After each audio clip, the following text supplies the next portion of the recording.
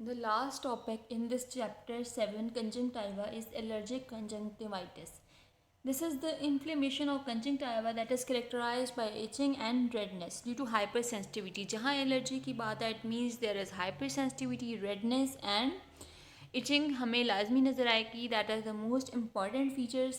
इसके बाद अगर हम टाइप्स की बात करें, again not given correct in this book.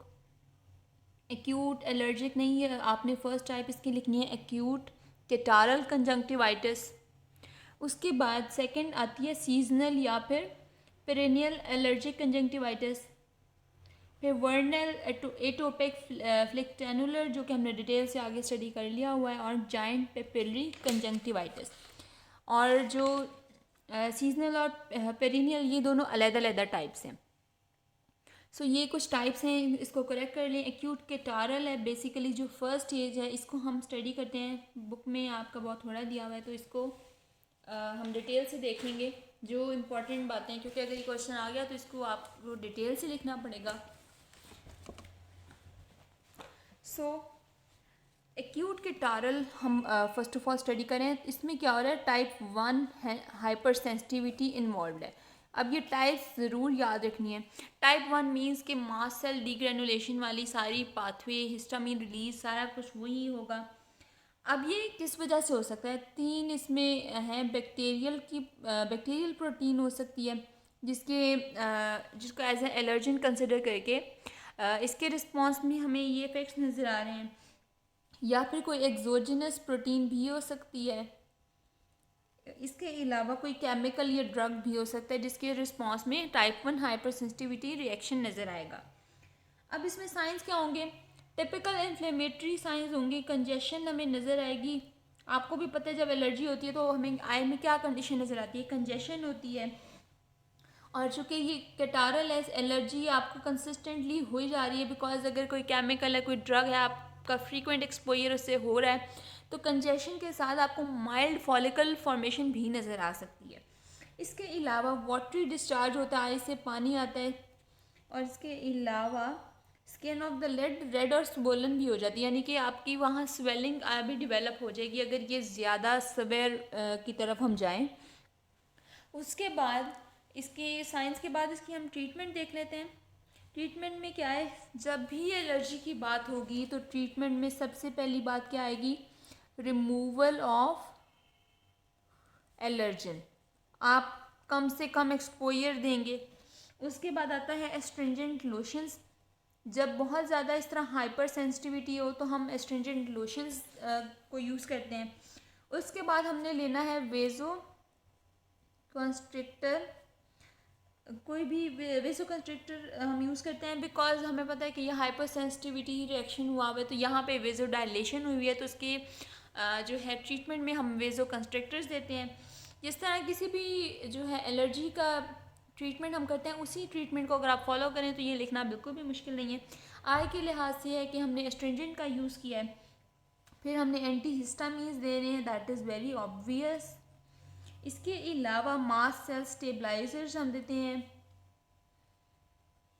फिर हम देते हैं इसमें कॉर्टिकोस्टीरॉयड ड्रॉप्स. अगर ये बाकी चीज़ों को रिस्पॉन्ड नहीं कर रहा तो एलर्जी फिर स्टीरॉयड्स को रिस्पॉन्स देती है. उसके बाद एट्रोपिन तब देते हैं अगर इरिटेशन बहुत ज़्यादा है. इरिटेशन और पेन नहीं ट्रीट हो रही तो हम देंगे एट्रोपिन. और वैसे जो है आमतौर पर नहीं दी जाती, या इसको लिखने की ज़रूरत नहीं है, इतनी इंपॉर्टेंट बात नहीं है. ये just in case of irritation है. तो मेन स्टे ऑफ ट्रीटमेंट ये बाकी है जो मैंने ऊपर बताया. उसके बाद आ जाती है इसकी second type, that is called vernal या स्प्रिंग कैटार, वर्नल कैटार या vernal keratoconjunctivitis. This is very important. इसको अच्छी तरह देख लेना. टाइप 1 एंड टाइप 4 दोनों इन्वॉल्व हैं. 5 to 10 ईयर्स की एज में है. अब इसमें जो आपको पॉइंट दिया होगा that is spring and summer में इसका कोई ना कोई जिक्र किया होगा कि इस सीज़न में एलर्जी हो रही है. नॉन कंटेगुअस है, स्प्रेड नहीं कर रही बिकॉज कोई बैक्टीरिया इन्वॉल्व नहीं है इसमें. इसमें फैमिली हिस्ट्री ज़रूर होगी एलर्जी की.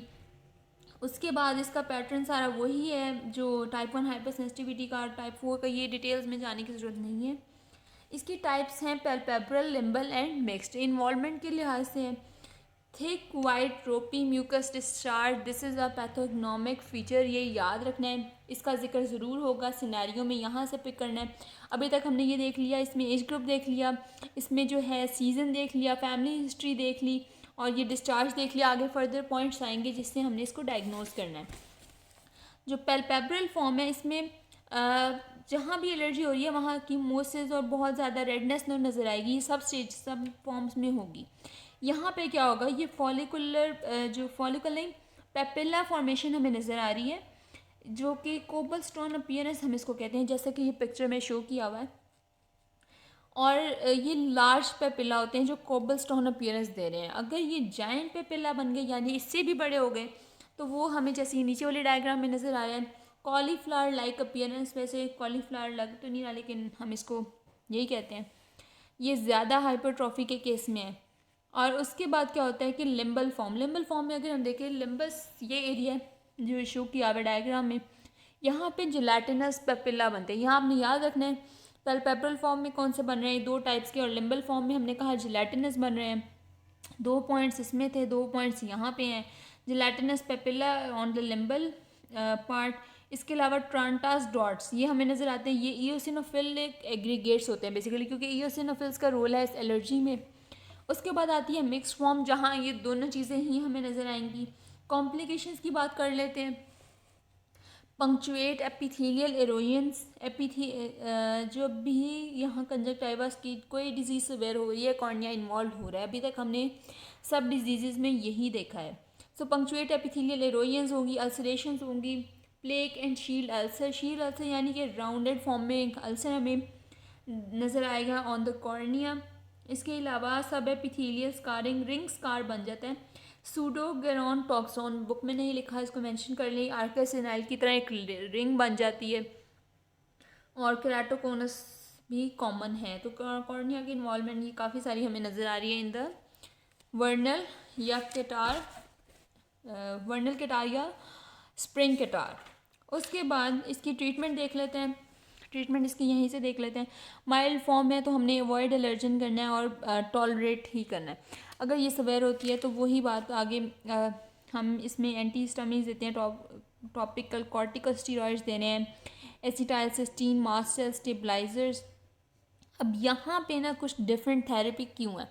एक कुछ थेरेपी हो गई प्रीवियस जैसे हमने देखी टाइप 1 हाइपर सेंसिटिविटी में, यहाँ पे टाइप 4 हाइपर सेंसिटिविटी भी इन्वॉल्व है। हमारे इम्यून सेल्स भी खुद को नुकसान पहुँचा रहे हैं, यानी हमारी बॉडी सेल्स को जो है अटैक कर रहे हैं। तो यहाँ पे उस वजह से एसिटाइलसिस्टीन दे रहे हैं, लोडोक्सामाइड ड्रॉप्स हम दे रहे हैं, क्रायोथेरेपी यूज़ कर रहे हैं, टिंटेड ग्लासेस यूज़ कर रहे हैं, और ये साइक्लोस्पोरिन दे रहे हैं। ये सारे जो हैं कोई भी इम्यून मीडिएटेड जहाँ डिजीज़ चल रही होती है वहाँ देते हैं। तो ये कुछ ड्रग्स आपने याद रखने हैं। सर्जरी में ये है बैंडेज, कॉन्टैक्ट लेंस हम देंगे, बिकॉज आमतौर पे ना ये कॉन्टैक्ट लेंस की जो है इससे हील हो जाता है, इससे हीलिंग एड होगी। और इसके अलावा डेब्रीमेंट, अगर बहुत ज़्यादा कोई म्यूकस प्लग वगैरह एग्रीगेट हमें नज़र आ रही हैं, और lamellar keratectomy of densely adherent plex.